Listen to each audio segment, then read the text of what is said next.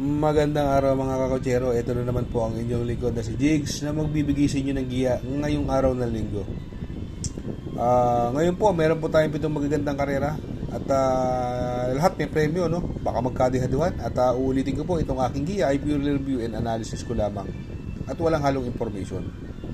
Simulan na po natin. Race number 1. Dito po magsisimula ang winner take all.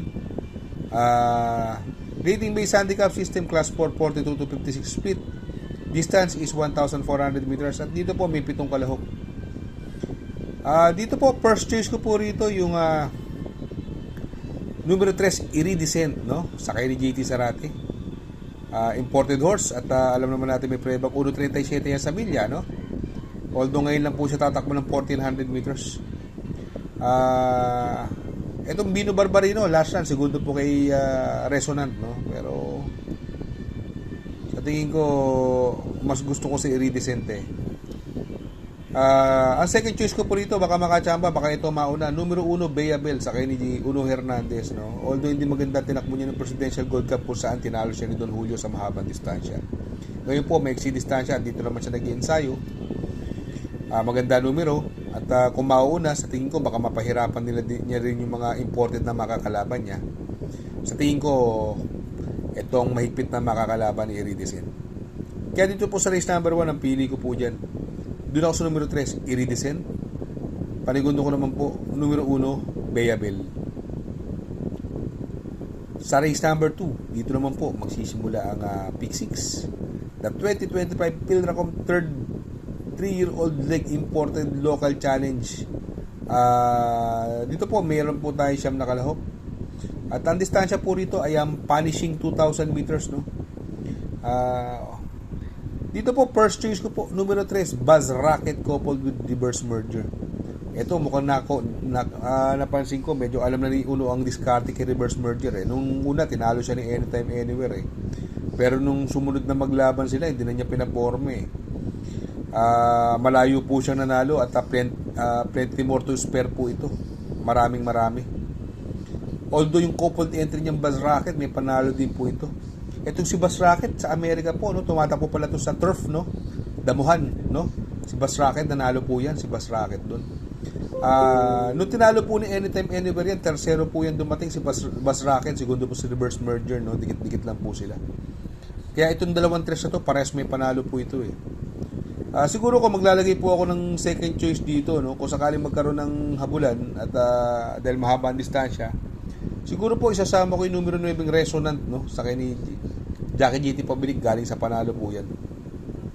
Kaya dito sa race number 2 ang pili ko po dyan. Doon ako sa numero 3 Buzz Rocket coupled with reverse merger. Panigundo ko naman po numero 9 Resonant. Sa race number 3 dito po magsisimula ang pick 5. Port Cool Summer Farm Juvenile Championship Stakes Race, no? Dito po meron po tayong 7 kalahok at ang distansya po rito ay 1,400 meters. Dito para sa akin po, no, masyadong magaling. 1.25 ang 1,400 meters. Walang gagawa sa kanila dito nito. So solohin ko na po yan. Numero 5 Cunningham, no, sa kanya ni Mr. Jomel Storke. Tinalo po niya si Berting. Masyadong impresibo ang panalo. Maraming pang dumating. Kaya dito sa race number 3, solo ko na po yan. Numero 5, Cunningham.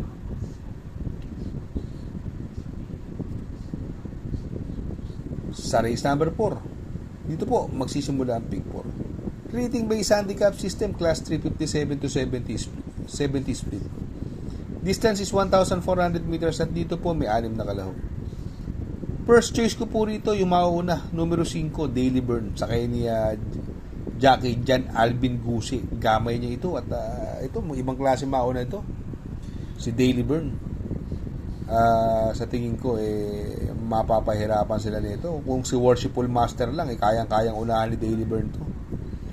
Sa tingin ko po medyo lamang po ito. Ang second choice ko po yung numero 2 Longevity sa kay ni Bumbum Villegas. Kung milya distansya nito pwede kung ito maging permera ko ang permera. Kaya lang kasi medyo maiksi po ang karera, baka mapapor kay Daily Burn dahil siya po ang mauna. Si Longevity po talagang stayer po ito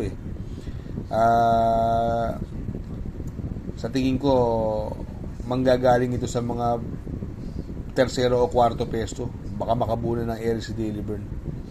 Kaya dito po sa race number 4, no? First choice ko po, numero 5, Daily Burn. Panigundo ko naman po, numero 2, Longevity. Sa race number 5, Full Summer Farm Open Imported Stakes Race Group 3, no? Another punishing 2,000 meters at dito po may 7 kalahok. First choice ko po rito yung impresibo ang panalo nakaraan. Numero 4, Ace of Diamonds sa kay ni Uno Hernandez. Coupled with Hole in One. Itong si Ace of Diamonds, oh, ang ganda ng track mo sa milya nito. Banderan tapos. Nagpreba po ng 1.35 yan, no? Maganda para sa akin, no? Wala akong nakikita ng 1.35 sa milya. Ito pa lang. Parang na-break niya yung record sa 1,600 meters, no? 1.35 ang preba. Masyadong mabuti tingin ko, medyo nagagamayan na niya ang pista rito sa Pilipinas, no. Mukhang nakaka-recover na tong Ace of Diamonds na to. Impresibo. Ang tingin ko pwede maging senaryo, no. Yung Lucency kasi may panalo rin sana kung mauna. Kaya lang andyan si Hole in One syempre I'm sure dahil magkakampi sila ng 4, pipiliting mauna ni Hole in One kung sakali pwedeng mag-chance sila ni Lucency, no? Siguro kung maglalagay ako ng second choice pang protection lang, numero 5, Birdstone, binirik na kay Apoy Asuncion.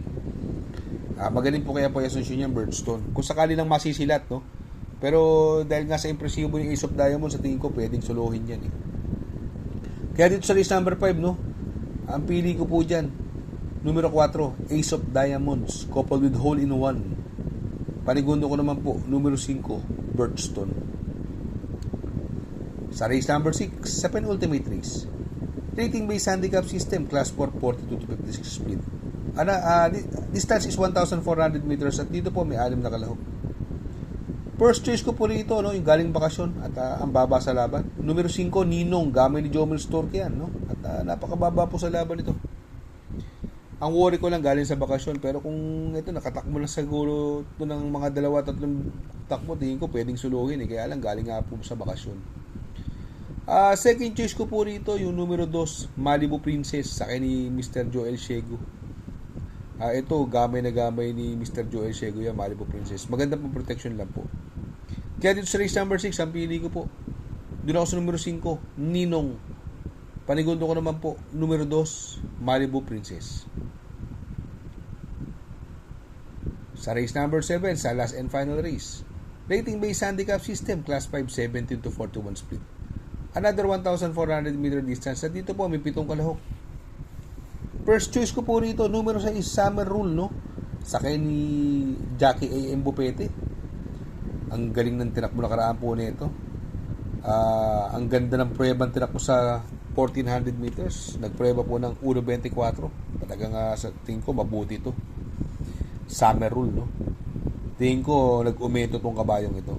Siguro kung magpo-protection ako yung sobrang nababa, no? Ito lagi kasing nahuhuli sa larga Sige, ngayon nasa labas ngayon. Sana maganda ngayon na ilundag sa aparato or magandang lang maging performance siya sa paglabas sa aparato, no? Maayos sana. Numero 7, title holder.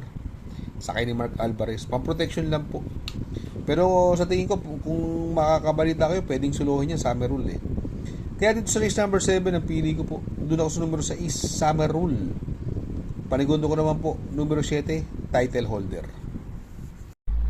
Shout out nga pala kay Sir Pax ng Barkadahan OTV. Located po siya sa 1139 New Antipolo Street, Corner Vargas. Malapit lang po sa Abad Santos, yung bagong ginawang tulay. Very convenient and attentive po ang mga tao. Pwede po kayong mag-EB at party while betting on racing. Good luck mga kakutsero. Sana po matapat ang ating giya at yung mga nakasunod. Sana po ay magsitama po kayo. Ako yung makikiusap lamang at makikisuyo sa inyo na please like, share, subscribe, and hit the notification bell para update kayo sa aking mga giya. Good luck po and happy racing.